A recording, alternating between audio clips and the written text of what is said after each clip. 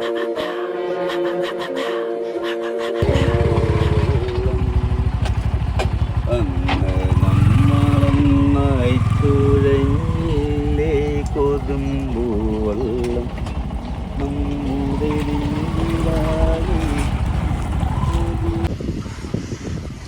heart of Kerala's backwaters lies Kadamakudi, a village where the land and water have coexisted in harmony for generations. Here, the fields tell a unique story of resilience and coexistence, where Pokali rice farming and prawn cultivation thrive side by side. But today, the climate crisis threatens to unravel this delicate balance. Kadamakudi is home to the ingenious practice of seasonal farming. During the monsoons, farmers cultivate Pokali rice, a saline-tolerant crop that grows in the brackish waters. Once the rice is harvested, the fields are converted for prawn farming, allowing nature to rejuvenate the soil. This symbiotic cycle not only sustains livelihoods but also preserves the ecological balance of the region. This is Anthony, or as the villagers lovingly call him, Jees. Along with working at the local school, Jees is a social worker, beloved to all, and someone who knows the roads of Kadamakudi like the back of his palm. He took us along while talking to farmers and understanding them.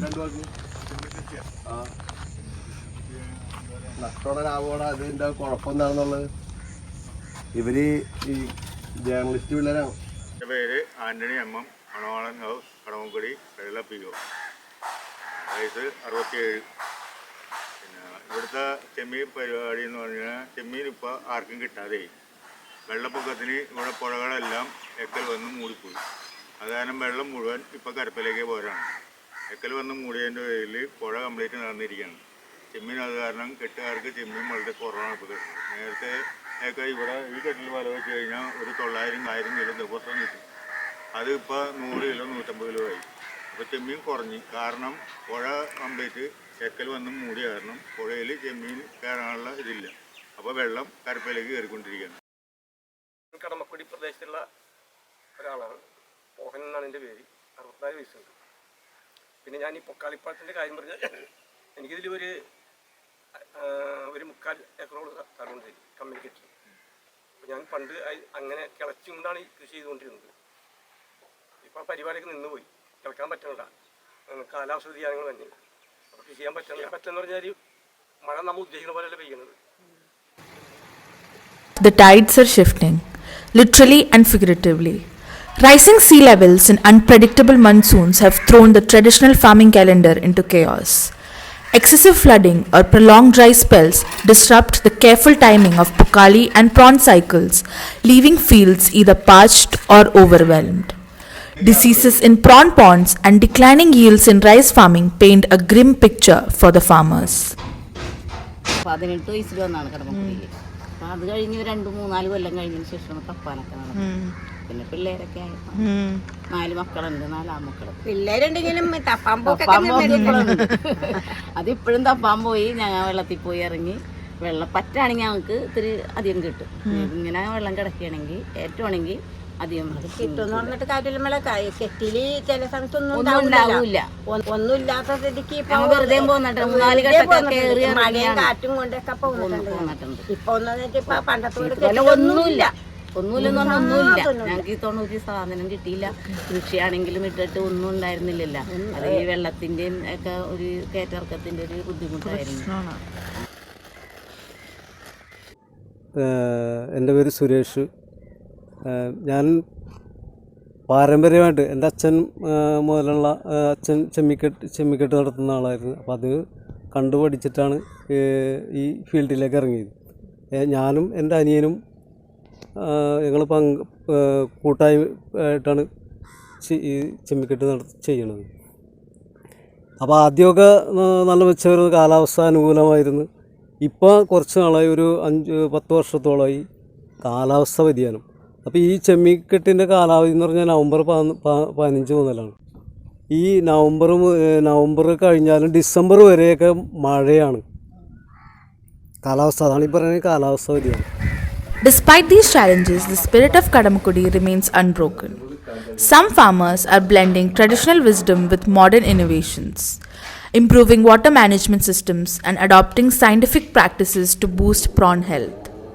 Local organizations and researchers are stepping in, but much more support is needed to preserve this fragile ecosystem. മഴ വന്ന് ആ പാടശേഖരമെല്ലാം കുതിർന്ന് ആ വെള്ളം വീണ പുളിപ്പ് പോകണം അതിനകത്ത് നിന്ന്. പാടത്തിലൊരു പുളിപ്പുണ്ടാവും, ആ പുളിപ്പ് പോകണം.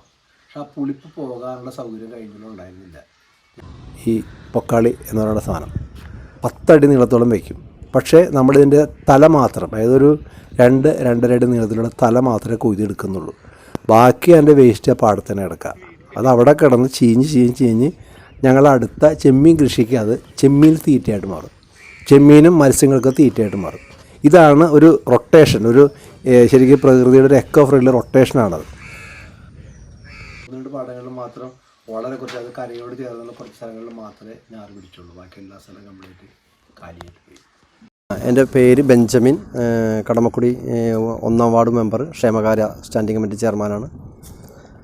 എൻ്റെ ഏജ് 38 വയസ്സാണ്. നിലവിൽ എൻ്റെ പ്രദേശം നിൽക്കുന്നത് ഈ പാടങ്ങളായിട്ട് നിൽക്കുന്നത് പൊക്കാളി പാടങ്ങളാണ് പ്രധാനം. ചെമ്മീൻ കൃഷിയാണ് നമ്മളുടെ ഇവിടുത്തെ ജനങ്ങളുടെ പ്രധാന വരുമാനം തന്നെ. പക്ഷേ നമ്മളുടെ ഇപ്പോഴത്തെ സാഹചര്യത്തിൽ, ഇപ്പോഴത്തെ കാലാവസ്ഥ തന്നെ വ്യതിയാനത്തിൽ ഇപ്പം തന്നെ ഇന്ന് തന്നെ നമ്മളുടെ പ്രദേശങ്ങൾ ഏറ്റവും താഴ്ന്നൊരു പ്രദേശമാണ്.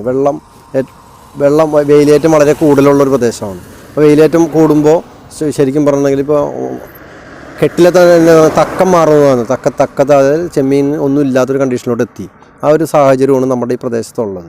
അപ്പോൾ അത് ഇപ്പോൾ പല കാരണങ്ങൾ, ഇപ്പോൾ നമ്മുടെ ചെമ്മീൻ കെട്ടുകൾ തന്നെ നല്ല രീതിയിലൂടെ ശരിക്കും പറഞ്ഞാൽ കടമക്കുടീനെ എറണാകുളത്തിൻ്റെ കുട്ടനാടെന്നാണ് അറിയപ്പെടുന്നിരുന്നത്. പക്ഷേ അത് പറഞ്ഞിരുന്നത് പൊക്കാളി ഏറ്റവും കൂടുതൽ നമ്മളുടെ പ്രദേശത്ത് നിന്ന് കൊയ്ത് കയറിപ്പോയിരുന്നു.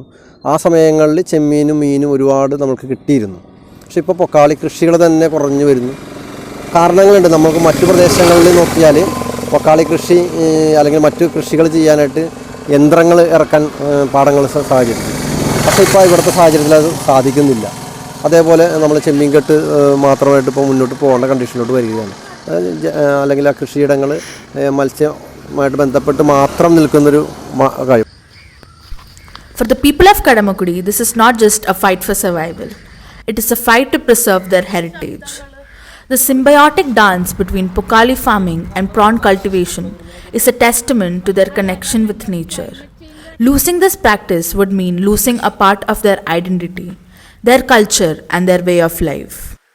ശേഷമുള്ള ഇപ്പോഴത്തെ മാറ്റങ്ങൾ ഈ 20 വർഷത്തിന് ശേഷം വെച്ചാണെങ്കിൽ ഇവിടെ സമൃദ്ധിയായ ഒരു സ്ഥലമായിരുന്നു ഈ പ്രദേശത്ത്. നമുക്ക് ജീവിക്കാൻ പണം മാത്രം ഉണ്ടായിട്ട് കാര്യമില്ല. നമുക്ക് മെയിനായിട്ടുള്ളത് ആഹാരം വേണം, ശുദ്ധമായ വായു വേണം. ഇത് രണ്ടും ഉണ്ടായിരുന്നു ഇവിടെ.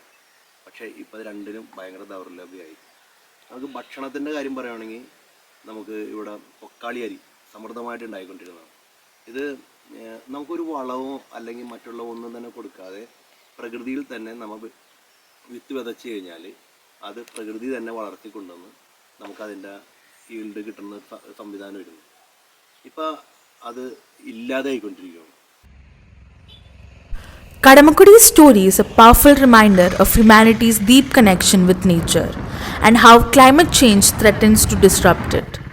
By supporting sustainable farming practices, empowering local communities, and addressing the climate crisis collectively, we can ensure that this unique way of life endures for generations to come.